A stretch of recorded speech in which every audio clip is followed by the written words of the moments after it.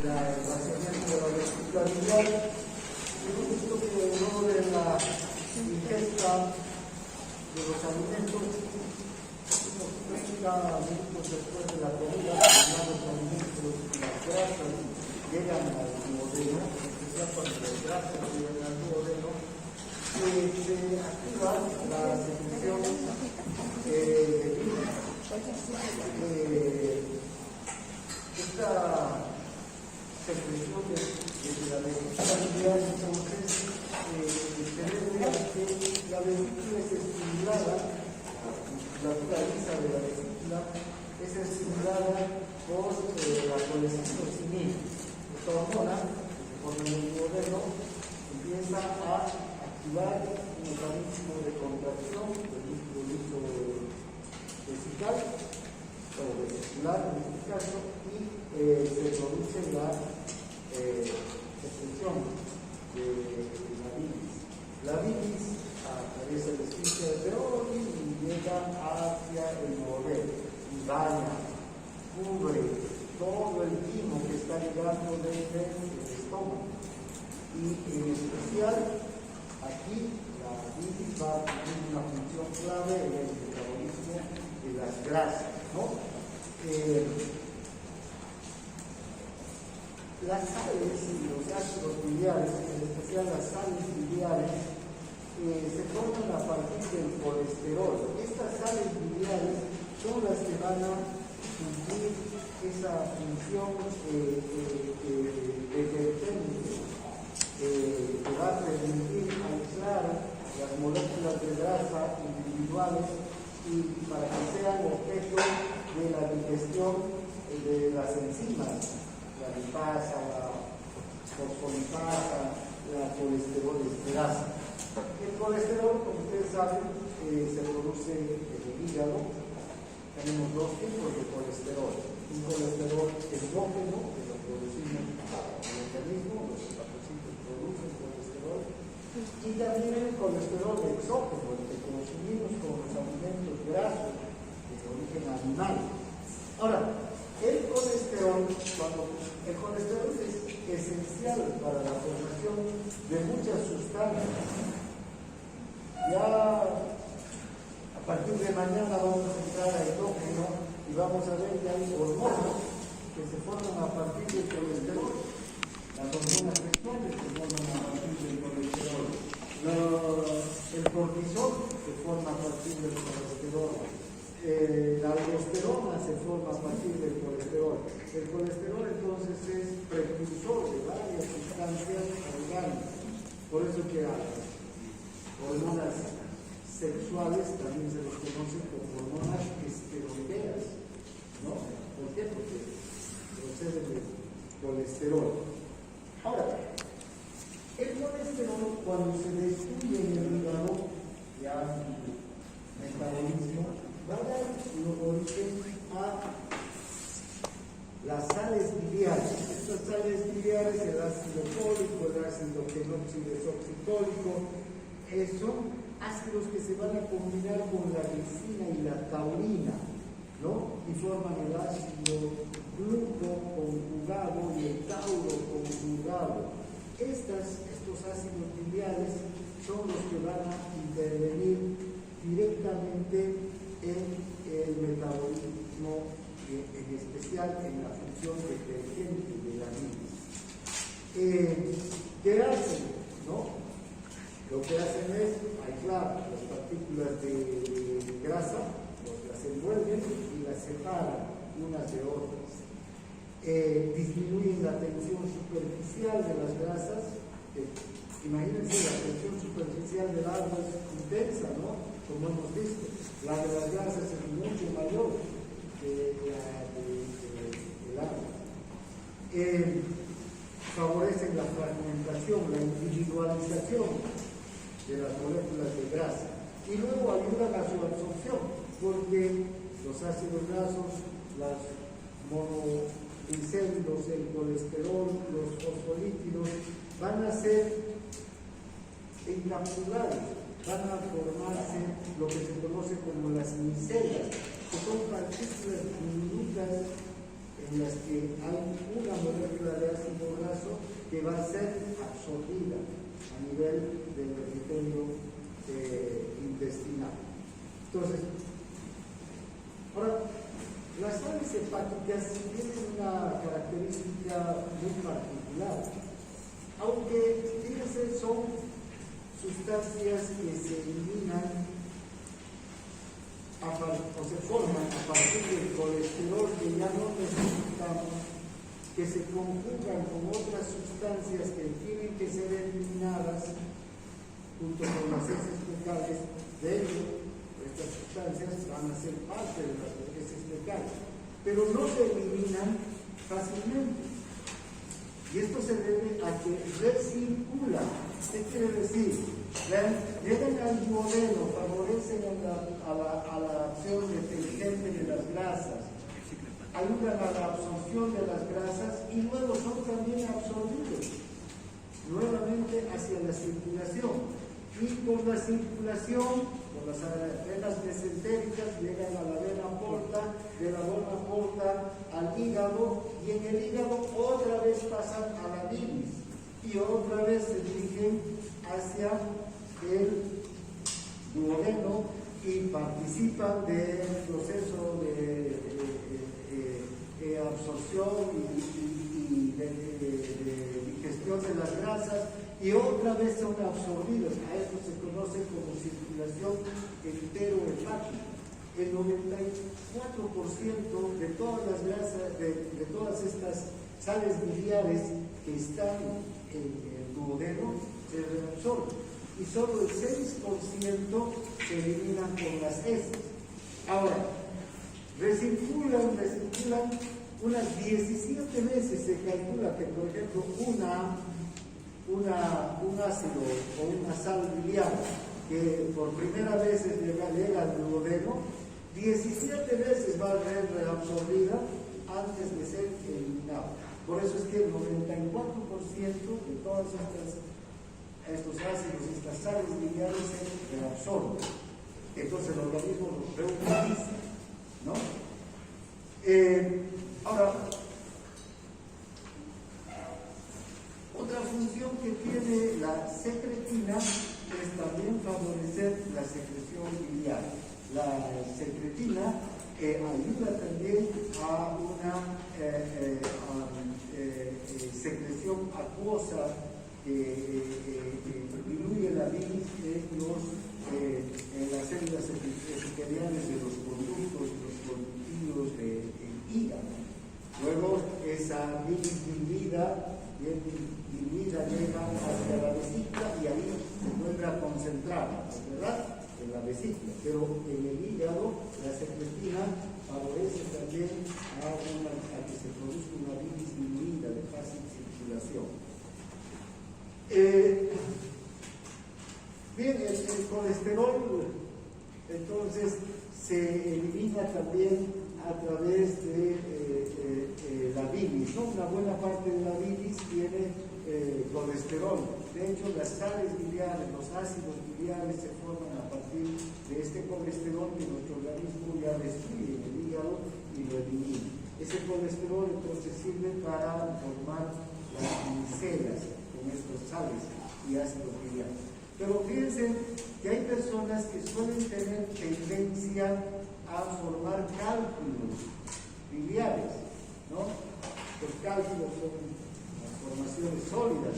Por eso las personas dicen: tengo piedras en el hígado. En realidad, sí, estos cálculos son formaciones sólidas, son depósitos de calcio, ¿no?, y de colesterol, ¿no?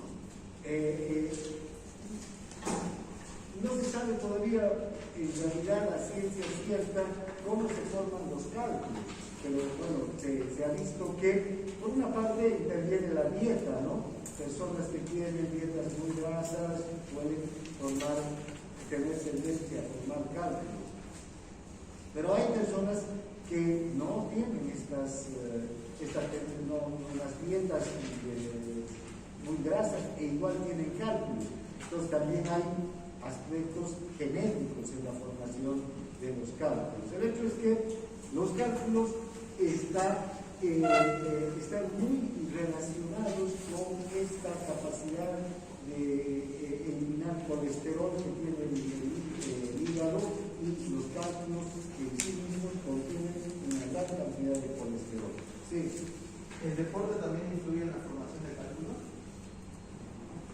sepa, no. Porque ¿has oído algo de eso? No, solo preguntaba. No, que yo sepa, el recorte, ¿por qué influiría, digamos? O sea, ahora también, digamos, la formación. Deportes en los que se, digamos, hace una actividad intensa, suelen producir pérdida de sol, de potasio, porque cuando uno hace mucho deporte, ¿qué elimina? Sudor, agua, pero no he oído realmente esa relación del deporte. Tal vez el deporte de comer y tomar mucha cerveza, y comer muchos extras, esos que van a hacer deporte y terminan después del partido de fútbol, mucha comida, eso es seguro, ese deporte ayuda. ¿No? Pero después del deporte en sí, nunca, como no ayuda. Bien, ahora hablaremos de las secreciones del intestino delgado. Fíjense que el intestino delgado también tiene una gran cantidad de secreciones importantísimas, ¿no? En el duodeno, entre el giro y la huella de Baker, antes de la desembocadura del colédoco, fíjense, ahí hay una gran cantidad de glándulas, las glándulas de Brunner, en la primera porción del duodeno. Estas glándulas de Brunner son especializadas en producir un moco muy alcalino. La secreción de las glándulas de Brunner no es muy abundante porque es una parte corta del intestino delgado, del duodeno, pero la cantidad de bicarbonato de sodio que producen estas glándulas es enorme. ¿Para qué es ese bicarbonato? Para que el tubo gástrico, el quimo ácido que está saliendo por el píloro, para empezar, no dañe al duodeno, que no está diseñado para resistir acidez. Entonces tiene que estar muy bien protegido. Y por otra parte, ya empieza la acción de neutralizar la acidez del tubo gástrico. Ya les decía que las enzimas que se van a secretar o que van a ser llevadas desde el páncreas hasta el duodeno no se activan en un ambiente ácido. Entonces hay que convertir el ambiente ácido o al tubo ácido, que es el quimo, en un tubo alcalino. Entonces estas glándulas de Brunner tienen esa función de producir un moco alcalino. Y vean cuáles son los estímulos que producen la secreción de las glándulas de Brunner. Los estímulos táctiles, es decir, el contacto directo del quimo con las glándulas de Brunner ya los hace producir. Cuanto más ácido sea el quimo, mayor producción de las glándulas de Brunner va a haber, ¿no? Y finalmente, las hormonas gastrointestinales, en especial en respuesta a la acción de la secretina. La secretina es una hormona que, como ustedes ya han visto, aumenta la producción del líquido alcalino que viene con el tubo pancreático. Aumenta la producción de bilis, que también es alcalina. Aumenta la producción del moco alcalino de las glándulas de Brunner. La secretina está directamente relacionada con la alcalinización del intestino para favorecer la digestión. Esta alcalinización, les vuelvo a repetir una décima, unas cuantas veces, es necesaria para que las enzimas trabajen. ¿Ya?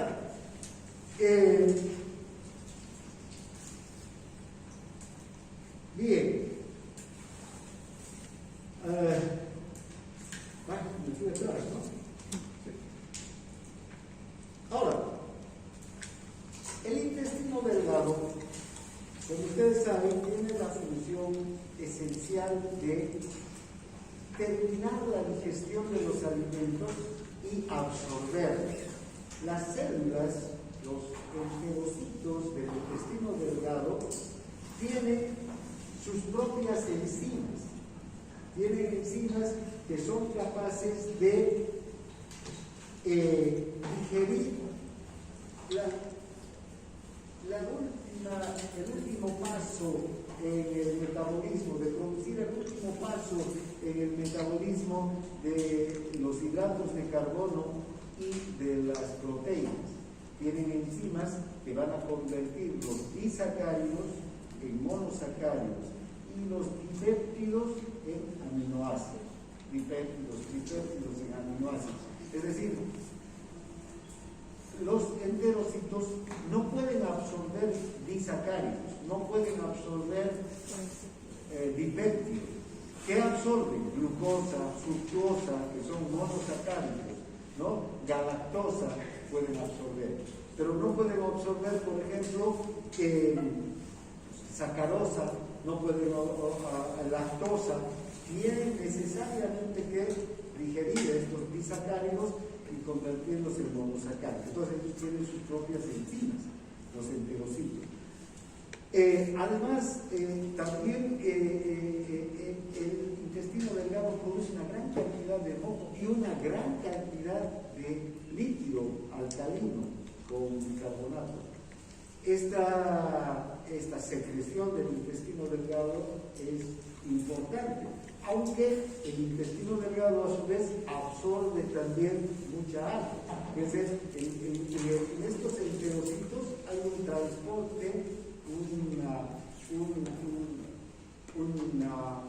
un transporte de agua de ida y vuelta, e incluso absorben mayor cantidad de agua que el que secretan, porque digamos, si suman todos los tubos gástricos que llegan al intestino delgado, ya estamos llegando a los ¿cuántos litros? A los 6 litros.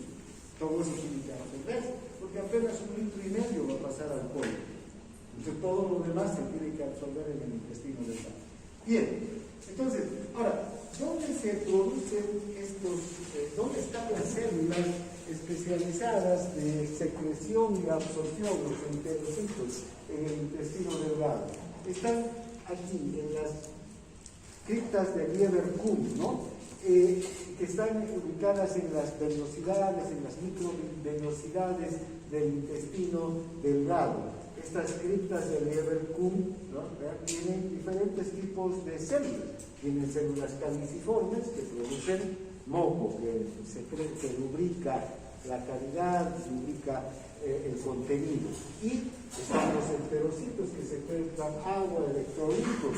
Además, los enterocitos van a secretar una cantidad importante de agua, ¿no? 1,5 litros, 1,800,000 con un pH de 7.5 a 8, un pH alcalino, con bicarbonato.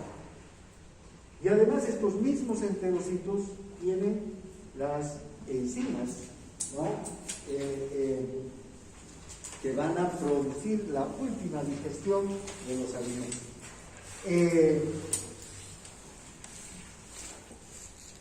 El mecanismo de secreción de líquido acuoso es la secreción activa de iones cloruro hacia las criptas y secreción activa de iones bicarbonato también, ¿no? Luego, las enzimas digestivas que están en el intestino, hay peptidasas que van a fraccionar los dipéptidos en aminoácidos, hay las alfa-glucosidasas que se llaman, o disacaridasas, que van a convertir la sacarasa, la maltasa, la isomaltasa, la lactasa en glucosa en general, ¿no? Porque ustedes saben, las sacarasas son 2 moléculas de glucosa, entonces vamos a obtener 2 glucosas. La maltasa, fructosa y glucosa, una glucosa. La isomaltasa también. La lactasa, galactosa y glucosa. Entonces, de aquí, fíjense, van a salir una gran cantidad de glucosa de estos disacáridos. Y finalmente tienen la lipasa, que va a dividir las grasas neutras en glicerol y en ácidos grasos. Estos dos productos van a ser absorbidos y adentro para su transporte se van a volver a juntar. Bien, entonces, para formar triglicéridos, ¿no? Para ser transportados. Bien, finalmente está la secreción en el intestino grueso. En el intestino grueso ya solamente hay secreción de moco. Este es un moco especial, es un moco alcalino también, un moco adherente, ¿no? Y ya no tienen enzimas estas células, porque aquí en el intestino grueso ya no se produce la absorción de nutrientes, ya casi la digestión aquí es cero, ¿no? Si recuerdan, el intestino grueso empieza donde? En el ciego. Y al ciego, por la válvula ileocecal, ¿qué pasa? Ya los productos de desecho, lo que ya no sirve, lo que se va a formar, lo que va a formar las heces fecales, agua, iones y partículas de desecho que tienen que formar las heces fecales, ¿no? Entonces casi no hay absorción. Ahora, este moco en especial es el que nos interesa.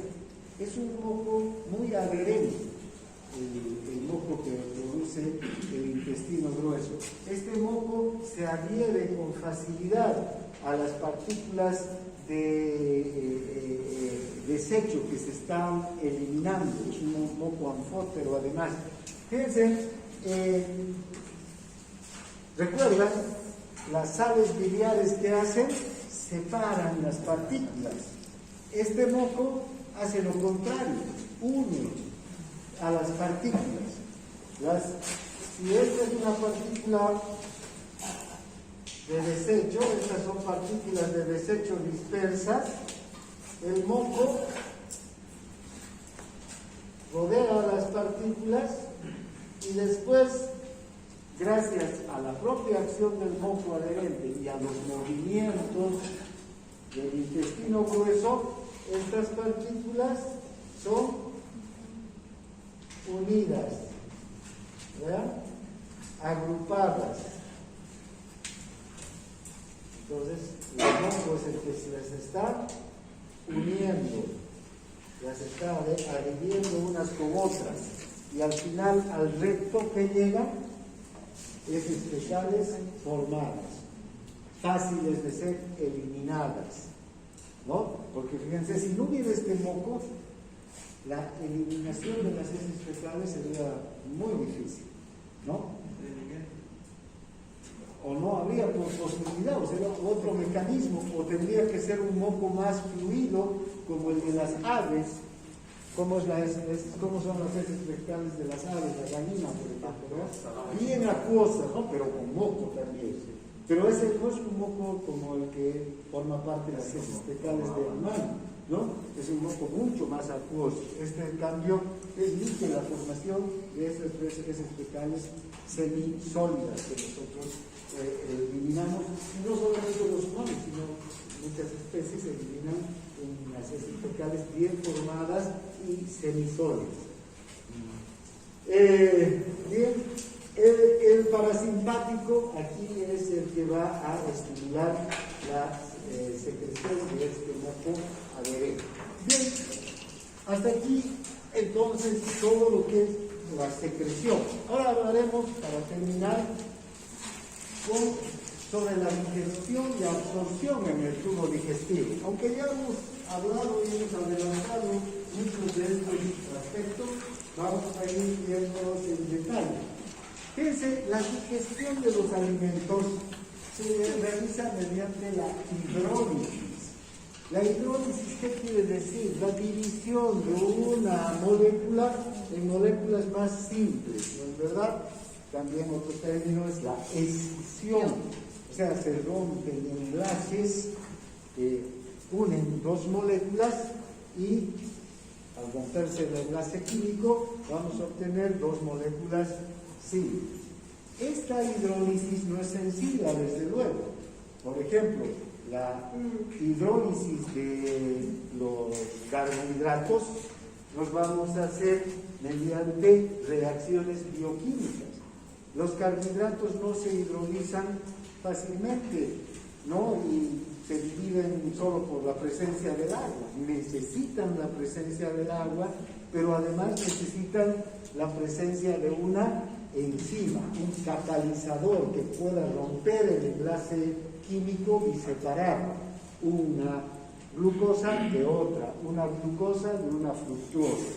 Lo mismo ocurre con las grasas, ¿no? Las grasas están unidas mediante enlaces también químicos, las moléculas de grasa necesitan una enzima, un catalizador bioquímico que sea capaz de romper esos enlaces. Y exactamente lo mismo con las proteínas, los aminoácidos que forman cadenas de proteínas, los aminoácidos que forman las cadenas polipeptídicas necesitan romper el enlace peptídico para separarse, para liberarse. Una cosa importante de la digestión, vean, es que si este es un polisacárido, ¿ya? Y esta es la célula que tiene que absorber el polisacárido, no hay un medio de transporte aquí que sea capaz de absorber todos estos, así como está. Aquí hay un medio de transporte, por decir, que transporta un cotransporte, que transporta sodio y glucosa.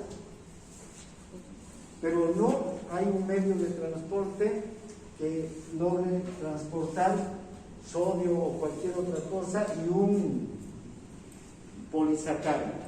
Entonces, este polisacárido tiene que romper este enlace y quedar solamente la glucosa. Entonces sí, la glucosa es transportada. Es esencial entonces la digestión, la hidrólisis. Lo mismo pasa, hagan de cuenta que esta es una cadena polipeptídica. Aquí también la célula tiene su transportador. Este es un cotransportador, sodio y aminoácidos. Si es un dipéptido, dos aminoácidos no van a poder ser transportados por este transportador. Entonces tienen que quedarse como aminoácido.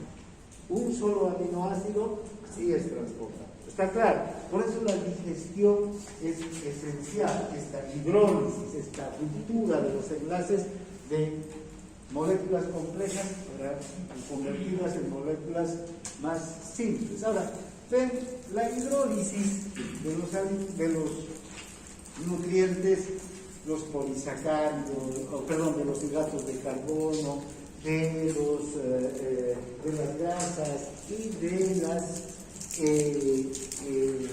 proteínas, necesita ciertas condiciones. Para empezar, que esté la proteína, pero tiene que estar en presencia del agua, en un medio líquido. Y además de la proteína en agua, ¿qué tiene que haber?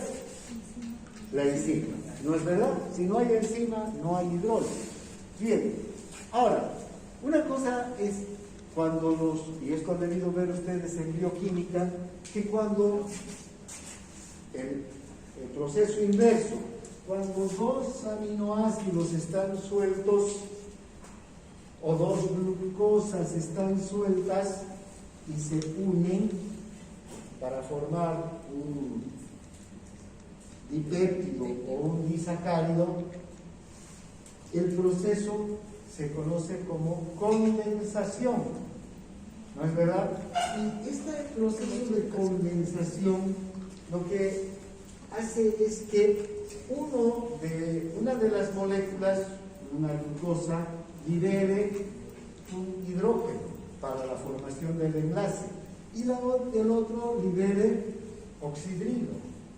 Y entonces se forma el enlace entre los dos extremos, este extremo que libera el hidrógeno y este otro extremo que libera el oxidrilo. El hidrógeno y el oxidrilo se unen y forman agua. Esto pasa exactamente así en los hidratos de carbono en las proteínas y en el enlace, aunque en moléculas diferentes.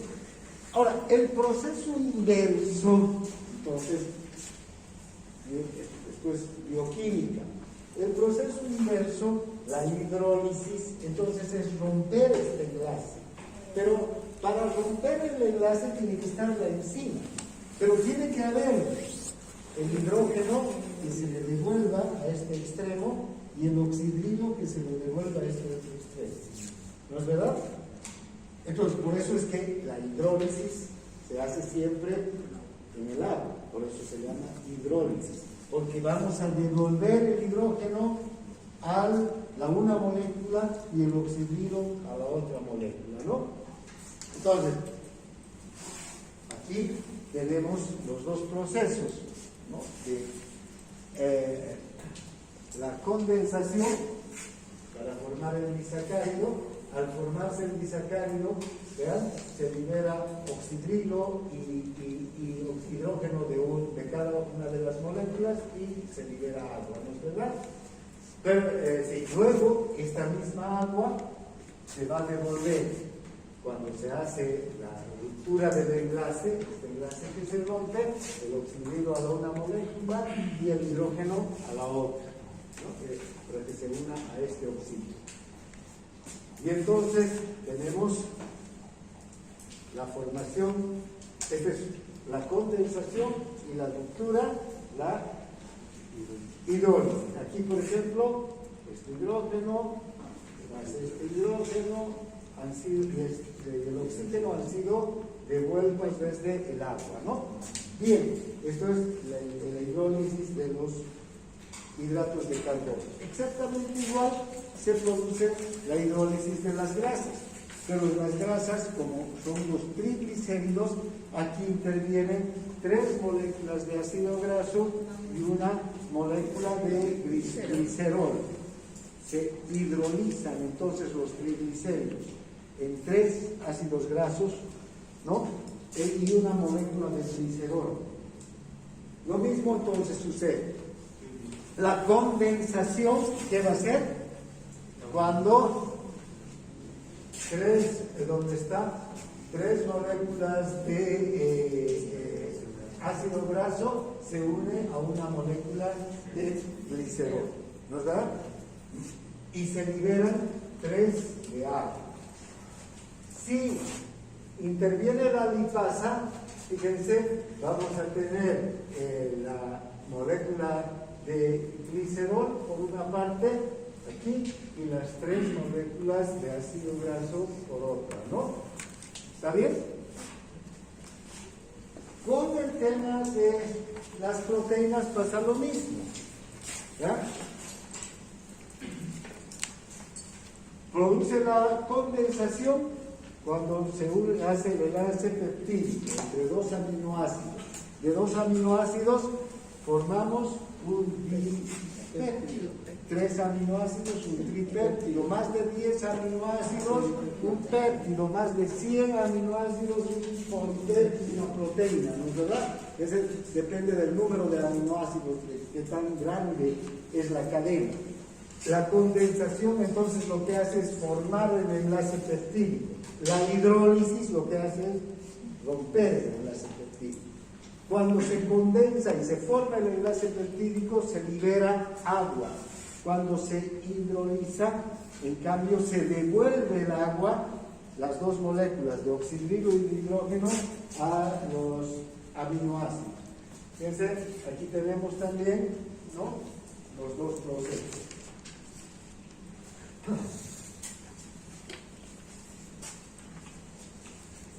Aquí tenemos 2 aminoácidos, este es el extremo carboxilo y este el extremo amino, ¿no? Vean, amino, el carboxilo y amino. Entonces, cuando se unen para formar este enlace peptídico, ¿qué se libera? Un hidrógeno y un oxidrilo.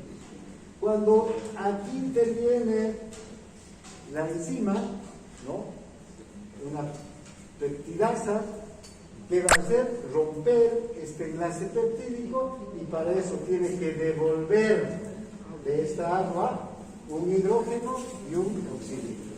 Entonces creo que en síntesis es así estos procesos. Seguro que han visto esto en bioquímica en súper detalle y no vamos a perder más el tiempo aquí.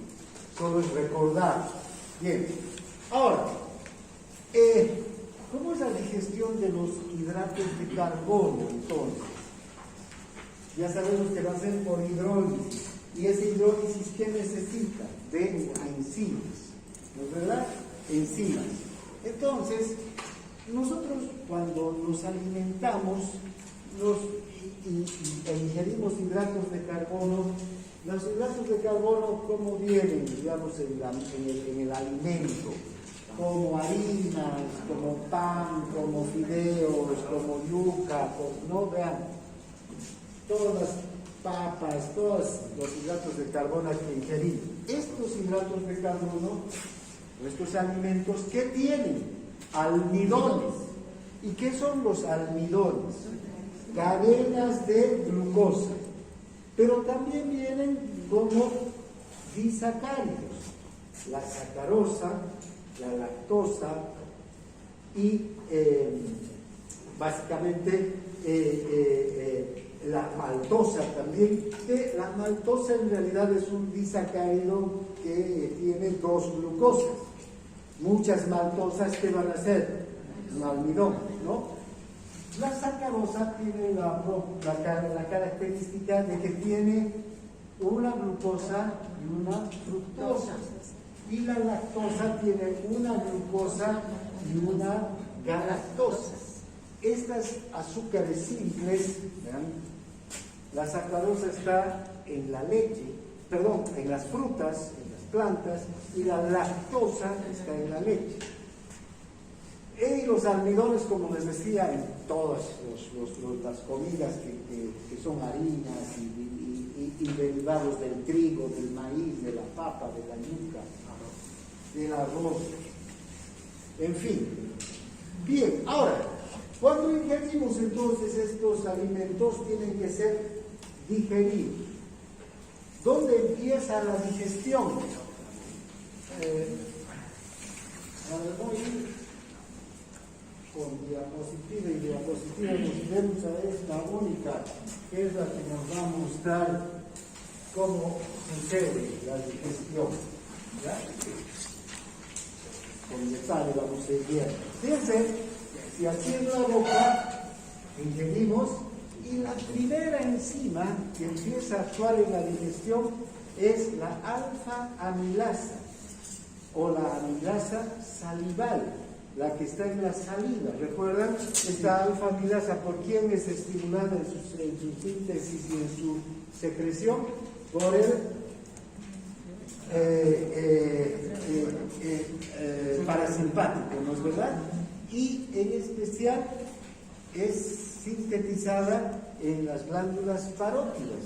Las parótidas tienen una secreción serosa, 100%, más que mucosa, es serosa. En cambio, las sublinguales y las submaxilares tienen una secreción mixta. También entonces producen amilasa, la tialina o alfa-amilasa o amilasa salival. Esta tialina va a hidrolizar entre el 20 y el 40% de los hidratos de carbono y los almidones que comemos. Entonces, cuando nosotros desayunamos, entonces,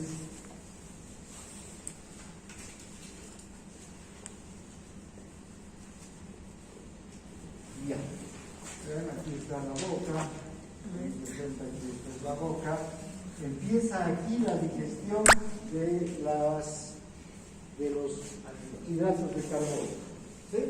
Almidones. Mientras masticamos, fíjense la velocidad de la potencia de esta amilasa, mientras masticamos, que son unos segundos, ¿no? Algunos más rápidos, otros más lentos, y luego deglutimos y el bolo pasa por el esófago hasta el estómago, hasta aquí entre el 20 y el 40% de los almidones se han digerido. Las personas, potente, ¿no? La amilasa. Ahora, si comemos rápido, hay quienes comemos. Digo, yo como más rápido, digamos, ¿no? Como rápido y de bruto. Entonces, capaz que sea un poco más del 20%. Pero hay personas que comen y realmente eso es lo mejor. Que mastiquen, no tengan el alimento en la boca, lo trituren bien. ¿Ver? Le dan más tiempo a la alfa-amilasa. Entonces puede digerir hasta un 40%. Todo va a depender de cuánto tiempo tengamos el alimento en la boca. Pero estamos hablando de una masticación normal, no quedarme media hora con la comida. Bien, entonces, muy bien. Ahora, llegan los almidones y los hidratos, seguimos con celeste. Todos estos productos llegan al estómago y aquí se para la digestión. Este es un ambiente ácido. Sabemos que aquí la alfa-amilasa se va a anular, se va a neutralizar, ya no se digiere más en el estómago. En el estómago hay otros procesos, ¿no? Formación del quimo, empieza a actuar más bien la pepsina sobre las proteínas. Luego, una vez que el alimento se forma en quimo y el quimo es inyectado hacia el duodeno, aquí entonces desde el páncreas que llega la amilasa pancreática, que es otra enzima, que es similar a la amilasa salival, a la tialina. Esta amilasa pancreática va a digerir, fíjense, aquí va a convertir a los almidones en dipéptidos. Perdón, disacáridos. En disacáridos. Y los disacáridos que hayan sido ingeridos van a llegar hasta el intestino delgado sin haber sido digeridos. Pero de los almidones, fíjense, la amilasa pancreática va a digerir el 51-80%. Es decir, si hemos comido rápido y se han digerido solamente el 20% de los almidones en la boca y el esófago, en el intestino, el otro 80% seguro es que se van a digerir, ¿no? No es que se van a eliminar, porque recuerden, varias horas pasa el alimento por el intestino, entonces hay tiempo de que esta amilasa actúe. Luego, una vez que estamos ya en el intestino, y aquí están los dipéptidos, la sacarosa, la lactosa, la maltosa, la isomaltosa, todas esas moléculas que no pueden ser, como hemos visto en ese dibujito que les he hecho, no pueden ser absorbidas por el enterocito, todavía tienen que sufrir el último proceso de digestión. Y están estas disacaridasas, ¿ya? Que van a convertir a la galactosa, está la galactasa, que va a convertir a la galactosa, la lactasa, que va a convertir a la lactosa en galactosa y glucosa. Está la sacarosa, que va a convertir a la sacarasa, que va a convertir a la sacarosa en fructosa y en glucosa. ¿Bien? Entonces, al final, gracias a estas disacaridasas, vamos a tener glucosa, la galactosa y fructosa. Para estas tres moléculas hay medios de transporte. Estas ya se pueden transportar, entonces se pueden absorber. Hay el cotransporte para la glucosa, el cotransporte sodio-glucosa, ¿no? Que es el que va a absorber toda la glucosa. Y en el otro extremo va a haber una GLUT, que va a ser la que se va a encargar de transportar por difusión, una proteína transportadora por difusión facilitada. Ahora, las proteínas. Vayamos rápidamente también a ver un solo cuadro. Esto, de las proteínas. Ven, cuando las proteínas llegan a la boca, las carnes, etc., aquí lo único que hacemos es procesarlas mecánicamente, ¿no? Masticarlas y deglutirlas. ¿Y dónde van a empezar la digestión de las proteínas? Van a entrar y aquí, en el estómago, va a empezar la digestión. ¿Y quién va a ser la enzima encargada? La pepsina. ¿Recuerdan? La pepsina se forma a partir del pepsinógeno gracias al ácido clorhídrico en la célula o en la glándula tubular. Entonces, aquí la pepsina convierte a las grandes proteínas en proteasas, en peptonas, polipéptidos, ¿no? Que van a pasar hacia el intestino junto con el quimo. Una vez que llegan al intestino junto con el quimo, también desde el páncreas vamos a tener a la tripsina, a la quimiotripsina y a la carboxipolipeptidasa. Son las tres enzimas pancreáticas que van a actuar sobre estas proteasas, estas peptonas y estos polipéptidos, y los van a reducir a aminoácidos y a cadenas polipeptídicas más pequeñas, a péptidos pequeños, ¿no? Cadenas pequeñas. En ese estado van a pasar hasta ya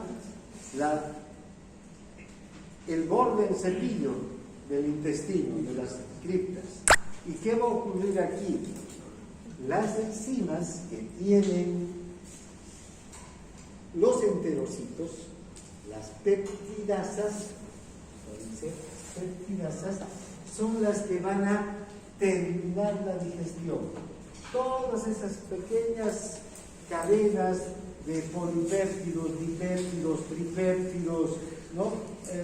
De bajo peso molecular, que todavía no han sido convertidas en aminoácidos, van a ser hidrolizadas y convertidas en aminoácidos.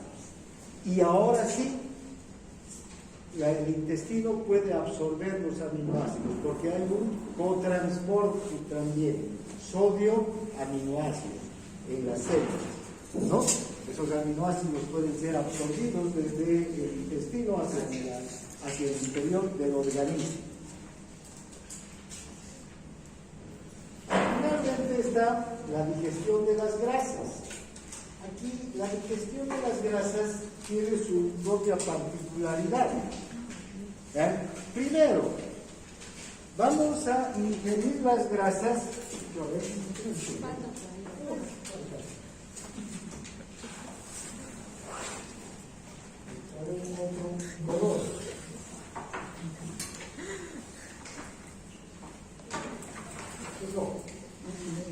Vamos a ingerir las grasas y en la boca y en el esófago y en el estómago no va a pasar nada.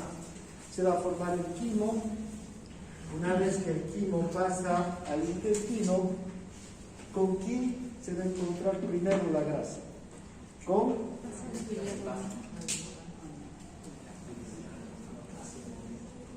la bilis. Primero tiene que encontrarse con la bilis, si no, no hay acción de la lipasa, ¿no? Entonces, vean, primero la bilis. Y aquí, ¿recuerdan cuando hablábamos de los movimientos del intestino delgado, que son los movimientos que son movimientos de mezcla? ¿Sí? Además también los movimientos de transporte, pero los movimientos de mezcla del intestino delgado son movimientos especiales, no son los movimientos circulares de mezcla que tiene el estómago, ¿no? Ni los movimientos de masa, de amasar que tiene el intestino grueso.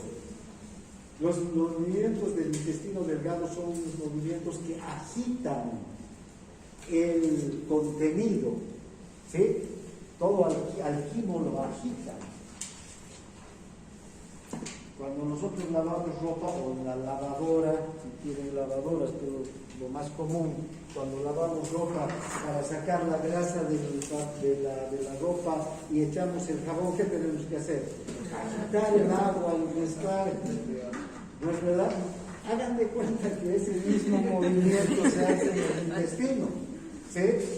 El intestino se agita ahí adentro y mueve el quimo. ¿Para qué? Para mezclarlo con la grasa y que se formen las moléculas emulsionadas, se emulsifiquen las partículas individuales de grasa. Entonces, esa grasa que estaba pegada, así, ¿no? Que la podemos ver incluso, ¿no? Flotando en el agua, ¿no? Grasa así. Cuando llega la bilis, entonces, con las sales biliares y el movimiento de agitación, se logra entonces separarlas a estas moléculas. ¿Y quién se encarga de formar una película? Las sales biliares. ¿Estamos claros? Fíjense, pues lo primero que tiene que ocurrir es esta agitación en el intestino para mezclar las grasas con la bilis. Una vez que están emulsificadas, esto es la emulsificación, entonces recién la lipasa pancreática puede actuar. Porque vean, si esta fuera la lipasa pancreática, la enzima lipasa pancreática no podría digerir todo este pedazo de grasa, pero sí puede actuar sobre cada una de las moléculas individuales, ¿no? Individirlas, hidrolizadas, como hemos visto hace rato, en triglicéridos y en ácidos grasos y glicerol, en fosfolípidos, los fosfolípidos en ácidos grasos y fosfato, ¿no? En ésteres de colesterol, ¿verdad? Esa molécula de grasita ya también encapsulada era la micela, ¿no? Todavía, porque esta, fíjate, la lipasa, ¿qué va a hacer? Va a formar ácidos grasos y glicerol. Estos ácidos grasos que salen de estos triglicéridos van a ser las glicerolas. Más chiquititas todavía, porque si no, no habría necesidad de la lipasa, ¿no ve? Este es el triglicérido, no puede absorberse un triglicérido, es muy grande, entonces tiene que dividir, o un fosfolípido, también el fosfolípido se va a escindir en ácidos grasos y fosfato. Los ácidos grasos por su cuenta se van a absorber y los fosfatos. Los ésteres de colesterol más ácidos grasos también. Por eso tenemos, recuerdan, tres, no solamente en la lipasa pancreática, en el páncreas, ¿cuántas enzimas hay? La lipasa, la fosfolipasa y la colesterol esterasa, que van a actuar sobre todos estos tipos de grasa, ¿ya? Entonces, y los van a absorber ya a las micelas, ya a los ácidos grasos, a cada uno de los ácidos grasos individuales. ¿Está bien? Gracias. Bien, ahora, todavía podría ser que hay algunas moléculas de triglicéridos que no se separan y entonces todavía hay lipasas que están en el propio enterocito. Pero entonces, toda esta grasa que ingresó por la boca va a terminar siendo absorbida en su totalidad. Entonces, vean, tanto las proteínas como aminoácidos, las grasas como ácidos grasos y los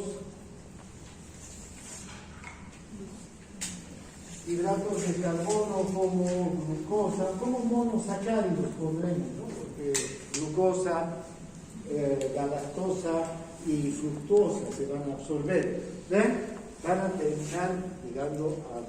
¿Y qué es lo único que va a pasar por la válvula hidrocecal?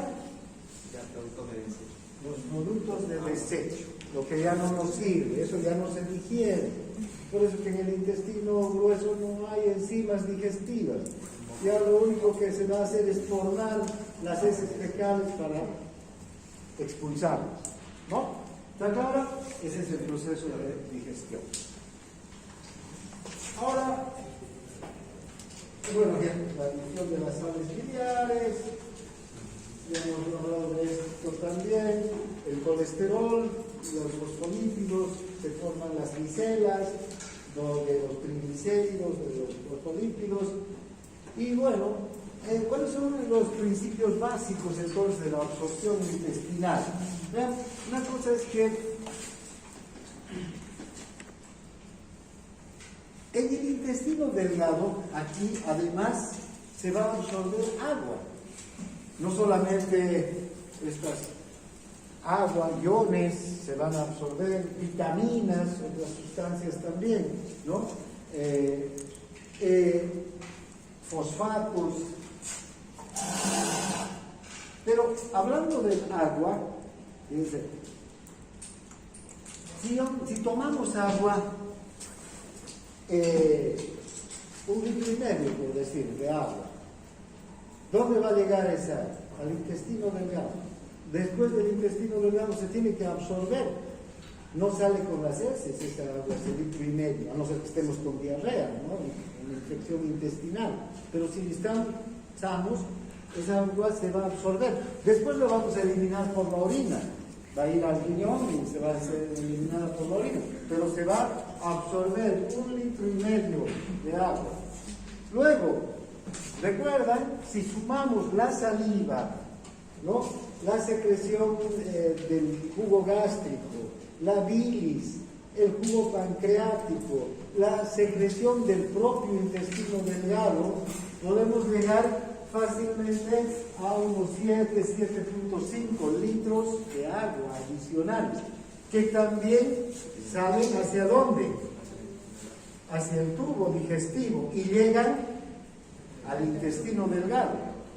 No eliminamos 7 litros de agua al día, ¿no? A no ser que estemos con una infección intestinal. Vean, en el cólera, en las infecciones intestinales, sí, y eso nos puede provocar deshidratación, hipovolemia y muerte, finalmente. Pero normalmente, ¿cuánto vamos a eliminar de agua? Aquí. 200 ml, 100 a 200 ml. Entonces, aquí hay una absorción intensa de agua. Aquí hay acuaporinas, hay bombas ATPasa, sodio, potasio, que reabsorben sodio y arrastran agua en gran medida. ¿Ya? Una cosa interesante, ustedes saben ¿conocen la sal de rehidratación oral? Sí.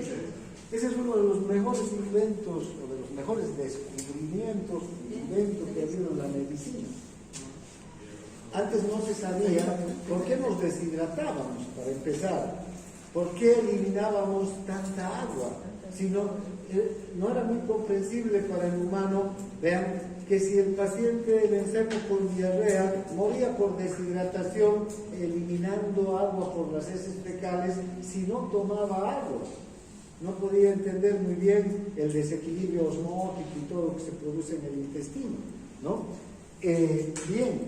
Entonces, otro aspecto que no se conocía, después ya se conoció eso, y al paciente con diarrea y que estaba deshidratado por diarrea, ¿qué se le daba? Agua, ¿no? Era lo obvio. Y además había un criterio, y que era un criterio incluso cuando yo era niño, que las personas que estaban con diarrea, los niños con diarrea, las personas, no se les debe comer, ¿sí? No, dieta estricta, solo agua pura, o agua con tecito, con alguna infusión, pero nada de comida. porque el intestino está irritado, está dañado. ¿Vean? No se sabía casi mucho del funcionamiento del intestino y de estos mecanismos de absorción del agua. Vean, ahora, después, cuando se encontraron los mecanismos de absorción de los nutrientes y del agua, recién se comprendió que el agua, cuando queríamos que se absorba del intestino, el agua sola no se puede absorber con facilidad. ¿Por qué? Porque ¿qué se tiene que absorber para que entre agua? Sodio. Si no se absorbe sodio, no hay absorción de agua. Entonces podíamos dar todo el agua que queramos, muy poca de esa agua se iba a absorber, pero no en la medida que quisiéramos para rehidratar a una persona. ¿Ven? Luego hay que dar el sodio también, porque se entendía que el agua sigue al sodio como la sombra sigue al cuerpo, ¿no? Donde va el sodio va el agua, arrastra, es un ion osmóticamente activo del sodio.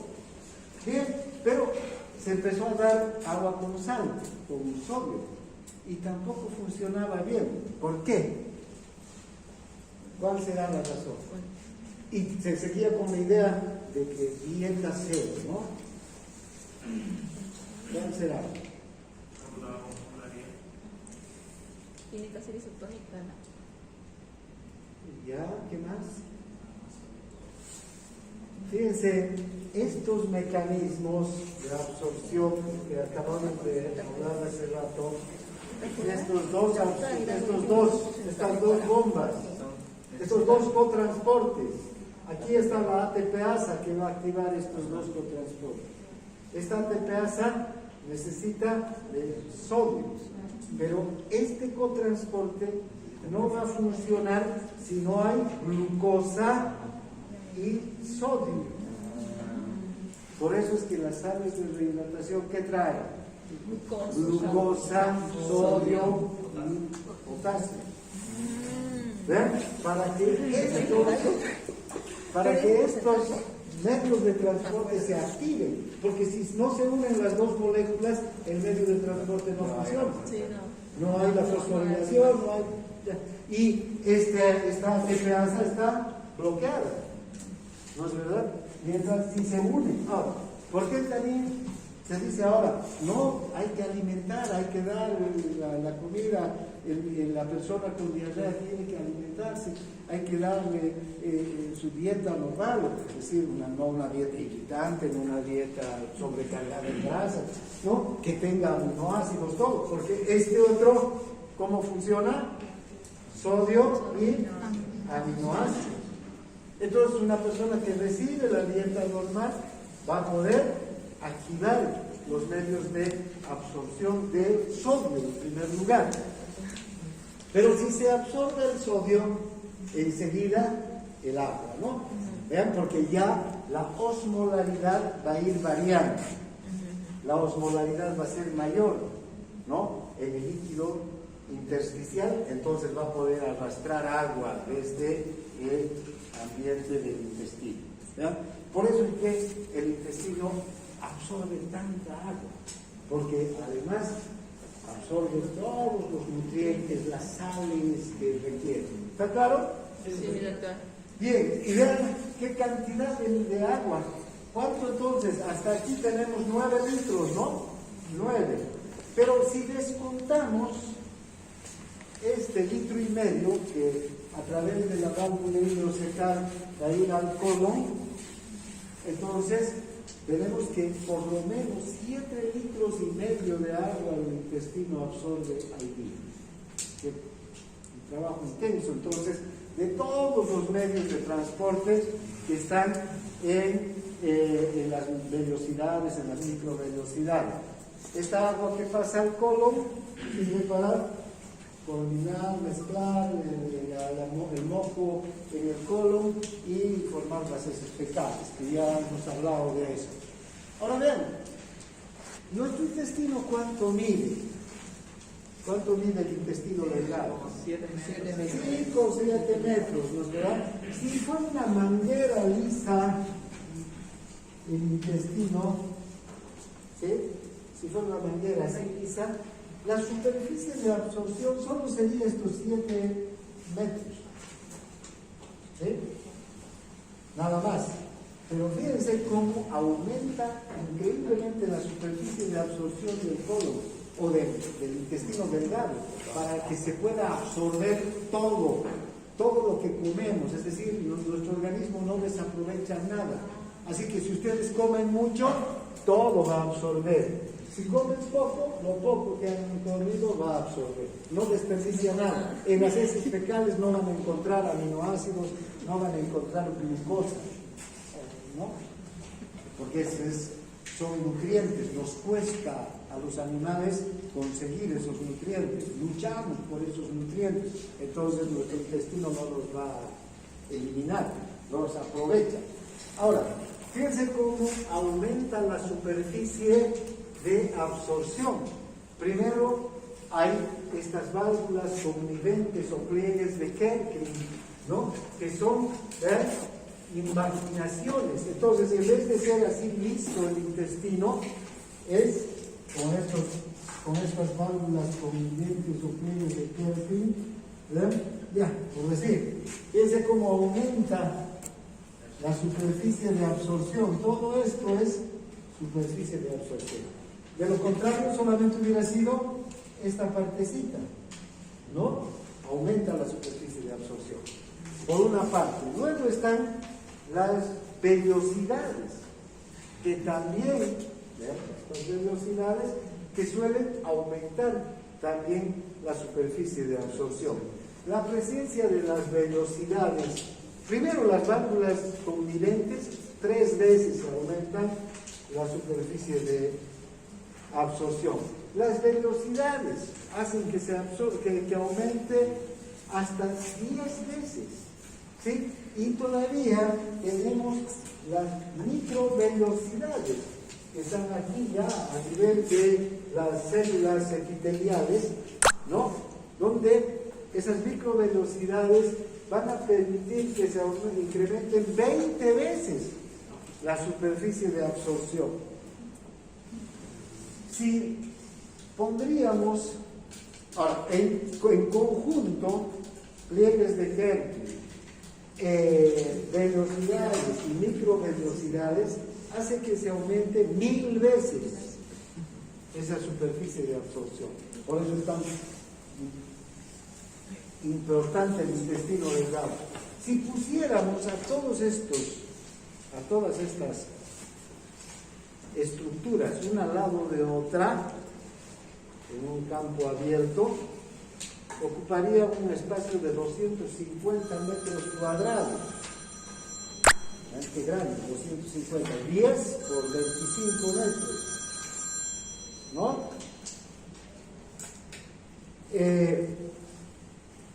Es una superficie de absorción enorme. Gracias.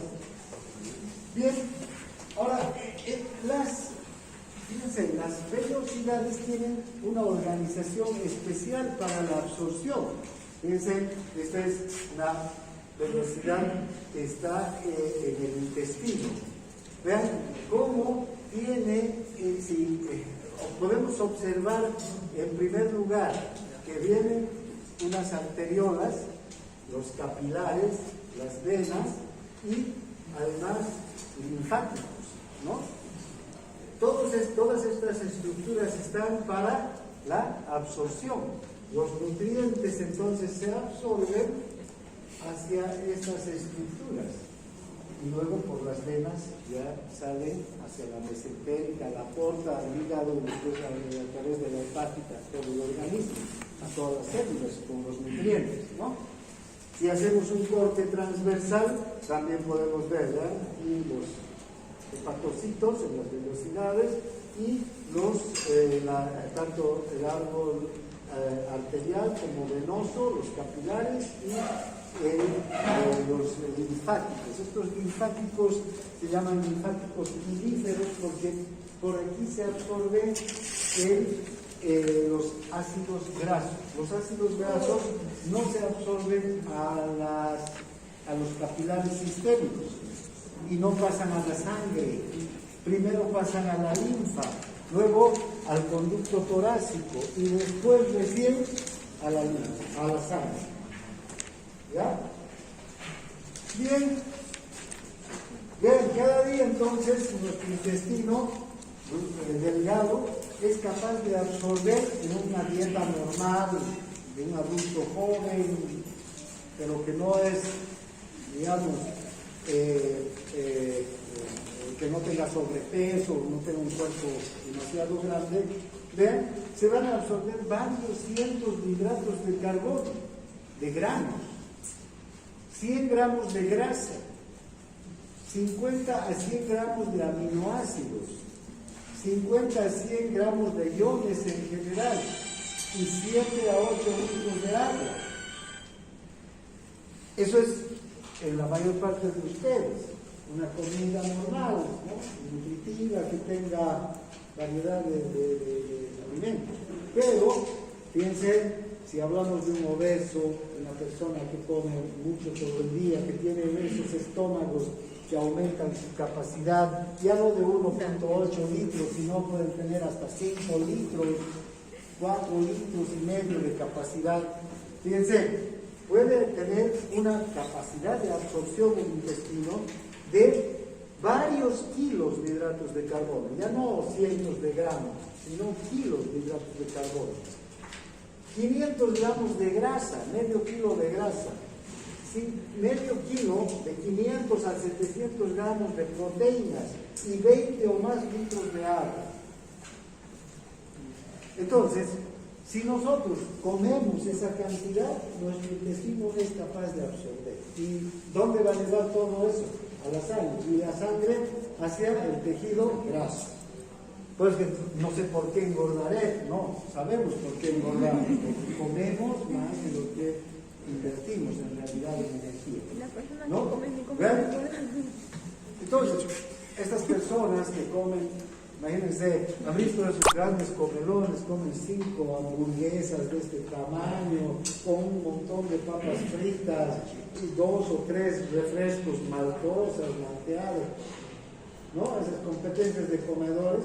Eso es, su intestino delgado va a absorber esta cantidad. Está en capacidad el intestino delgado de absorber. Bien. Finalmente, fíjense la cantidad de metros de transporte que hay entonces en el intestino delgado para absorber todas estas cosas, ¿no? Falta. ¿Ah? Para la absorción de agua por ósmosis, a través de acuaporinas, canales de agua.